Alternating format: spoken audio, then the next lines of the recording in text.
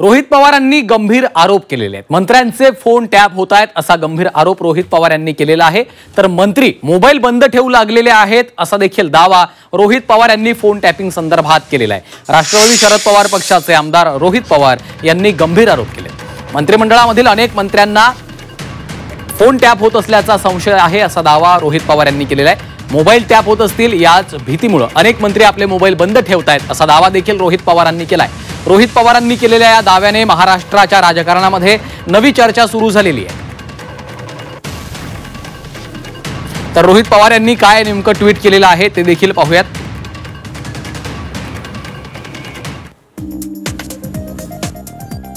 राष्ट्रवादी शरद पवार पक्षाचे आमदार रोहित पवार यांनी फोन टॅपिंगचा हा आरोप केलेला आहे। काही मंत्र्यांचे फोन बऱ्याचदा नॉट रिचेबल येत असून आपले फोन टॅप होत आहेत असं वाटत असल्यामुळे मंत्री स्वतःहूनच फोन बंद ठेवतात अशी चर्चा दबक्या आवाजात सुरू आहे। बघूया या केवळ चर्चा आहेत की वास्तव हे येत्या काळात कळेलच असं रोहित पवारांनी म्हटलंय।